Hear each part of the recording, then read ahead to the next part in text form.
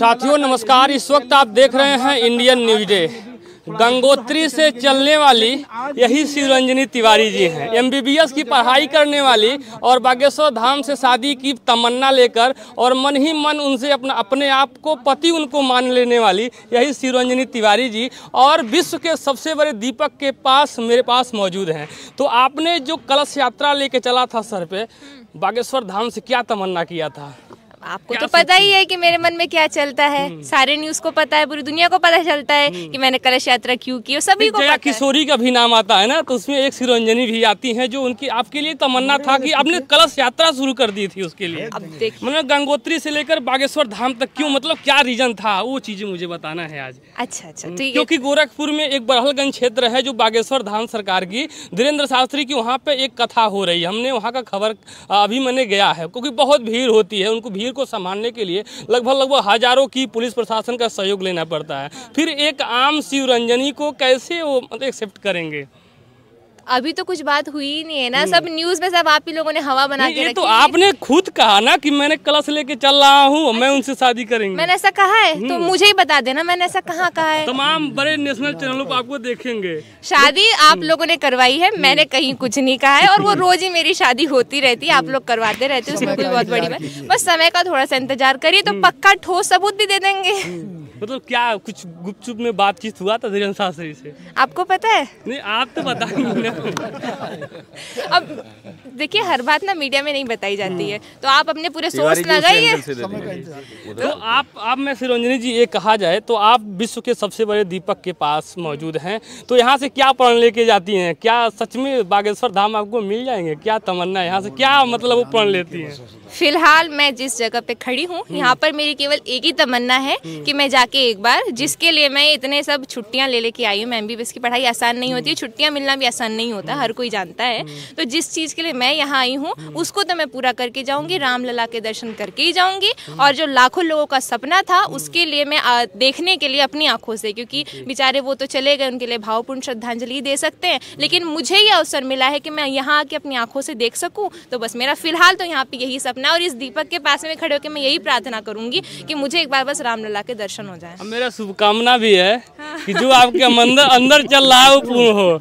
नहीं तो ठीक है, आपका बहुत बहुत धन्यवाद, और इस तरह से अपने बेस्ट विशेष मुझे देते रहिए। एमबीबीएस की तैयारियां आपने कर रही है, पढ़ाइयां कर रही हैं, तो कब तक पूरा हो जाएगा? उसके बाद क्या करने वाली हैं पढ़ने के बाद? उसके बाद में मैं एमएस करूंगी, और उसके बाद में फिर मैं ऑन्कोलॉजी डिपार्टमेंट, क्योंकि जो मेरी मम्मी है वो भी कैंसर रिसर्च डिपार्टमेंट में ही है। और ये देखिए, कई लोग कहते हैं कि बहुत ही ट्रेंडम हो रहा है कि एक कोई अध्यात्म से लड़की जा रही है, म्यूजिक फील्ड से जा रही है, इस तरफ से जा रही है, और अचानक से साइंस में जुड़ जाना। ये बहुत सारे लोग मुझसे प्रश्न करते हैं। तो जब से कोविड आया, और उसमें कोविड में सबसे ज़्यादा प्रॉब्लम थी, जो लाखों लोग मरे हैं, कि सब लोग कह रहे थे कि डॉक्टरों की कमी है। तो मैंने सडनली प्लान बनाया कि मुझे बस अब नीट करना है और हर हाल में मुझे एमबीबीएस करना है। तो लेकिन कहा जाए तो साइंस और धर्म को लेकर हमेशा दोनों में विवाद चलता रहता है। कई लोग मुझे फिर आपने दोनों को एक्सेप्ट कर लिया ना? देखिए, धर्म मेरे, जो मैं सनातनी हूँ, और सनातन मेरे पूरे रग रग में बसा हुआ है, मेरा दिल सनातनी है, मेरा पूरा मस्तिष्क सनातनी है, बस।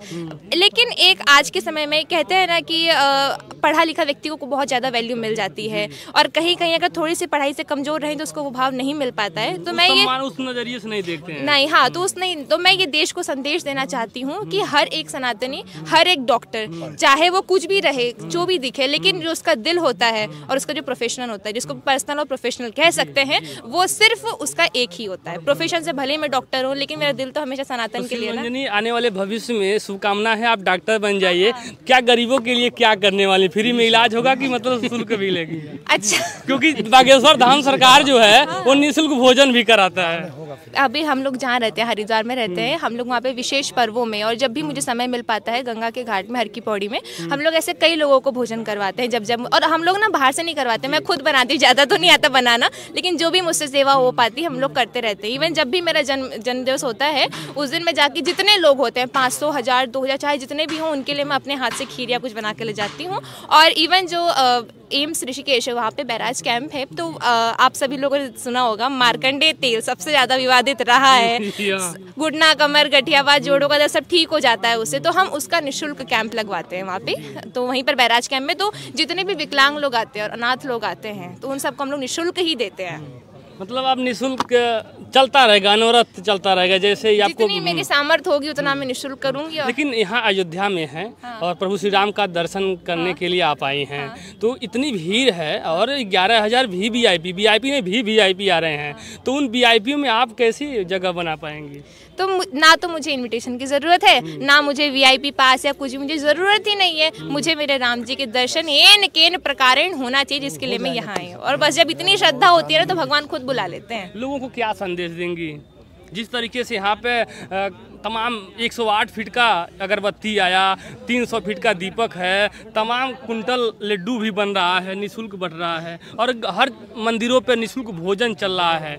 लोगों के लिए यही संदेश है कि जो लोग भी जिनको निमंत्रण मिला है वो लोग ठुकराए जा रहे हैं। कई लोग राम जी के बारे में पता नहीं क्या क्या टिप्पणियां कर रहे हैं, और शंकराचार्य पता नहीं कौन कौन क्या क्या कह रहा है। सबसे यही कहूँगी, ये जो सपना जिसके लिए लाखों लोगों ने अपनी कुर्बानी दी, उसको जो आज सपना ये पूरा होने जा रहा है, इसको ऐसे व्यर्थ ना जाने दें। ये दिन बार बार नहीं आता, तो सब लोग एकजुट होकर, सबको ही कहते हैं ना कि ब्राह्मणों एक हो, हिंदुओं एक हो, तो जो जो ये नारा देते हैं सबको हिंदुत्व को एकता में लाने का जो पाठ पढ़ाते हैं, उन सभी धर्म के जो ठेकेदार हैं उनसे यही प्रार्थना है कि सब आ जाओ यहाँ पर और राम जी के दर्शन करो, और राम जी को ऐसे विवादों में मत रखो। क्योंकि आप विज्ञान से भी जुड़ी हैं और धर्म से भी जुड़ी हैं, तो अब शंकराचार्य की बात ले ली है, थोड़ा सा हम 1 मिनट का समय लेंगे। क्योंकि शंकराचार्य क्या ऐसा होता है कि मंदिर अधूरा हो, वहाँ प्राण प्रतिष्ठा हो, गृह प्रवेश हो जाए, या हम लोग धर्म में ही मानते हैं घर अधूरा होता है तो गृह प्रवेश नहीं होता है, तो घर प्रभु श्री राम का अधूरा है। इसलिए शंकराचार्य जी ने कहा है कि ये अभी अधूरा है, नहीं जाएंगे, क्योंकि फिर मजदूर मेरे छत प्रभु श्री राम के छत पे लात धरेंगे, इसकी वजह से मैं नहीं जाऊँगा। ऐसा है, पहली बात तो थोड़ा सा अगर बैक में जाए तो कोई भी शंकराचार्य जिसके ऊपर कोर्ट के केसेस चल रहे हो, तो वही सबसे बेकार वाली चीज़ है। और मैं आपको एक बात बताना चाहूँगी, जब मेरी यात्रा चल रही थी तो मैं हर जगह कहती हूँ कि जो मैं परम पूज्य शंकराचार्य स्वामी स्वरूपानंद जी महाराज जी के परिवार से मैं ताल्लुकात रखती हूँ, और मैंने पूरे रिश्ते नाते बताए थे, और ये भी कहा था वहाँ जाइए, पूछिए, आपको पूरा प्रूफ मिल जाएगा। इसके बाद भी बेचारे शंकराचार्य जी महाराज अधूरी इन्फॉर्मेशन लेके अपने मीडिया के प्रभारी को भेज दिए ये बोलने के लिए कि शिवरंजनी तिवारी झूठ बोल रही है। और जब शिवरंजनी तिवारी का सच सामने आया तो बेचारे शंकराचार्य जी भी भग गए, उनके मीडिया प्रभारी भी भग गए। तो उनको तो पहली बात बोलने का मतलब जानकारी पूरी होती ही नहीं है उनके पास में, तो बोल देते हैं। जो उनके नवरत्न है वो गलत सूचना दे देते हैं। हाँ बिल्कुल, और उन्हीं के सहारे वो भी चल चल के ना ऐसे अपंग या अपाहिज कह सकते हैं आप, ऐसा हो गया। क्या कहेंगे ऐसे शंकराचार्य को जो नहीं आ रहे हैं इस मंदिर में? इतनी कहा जाए तो भव्य दीपावली है, इस दुनिया की सबसे बड़ी दीपावली। अब इस दिन की कीमत तो उनसे पूछे ना जिनके परिवारजन आज यहाँ पर, जिनके परिवारजन बिछुड़ गए इस दिन को देखने के लिए, और उनके परिवारजन रो रो के यहाँ पर उनको अश्रुपूर्ण श्रद्धांजलि देने यहाँ आ रहे हैं। वो तो बेचारे एसी में बैठ के कमेंट पास कर रहे हैं कमरे के अंदर। अच्छा ये सब छोड़िए, तो राम मंदिर का मैटर अभी का है, इसके पहले भी कितनी सारी घटनाएं हुई, कश्मीर के ऊपर हुआ है, कहाँ से पलायन हो रहा है, तब तो बेचारों के कहीं से कोई बयान नहीं आते हैं। और आज जब सब कुछ हो जा रहा है तब उसमें अपना रुकावट लेके आ जा रहे हैं, तो ये बेकार है, बिल्कुल फालतू है। लास्ट में जाते जाते यही कहेंगे कि यहाँ पे धीरेन्द्र शास्त्री एक दिन पहले आए थे।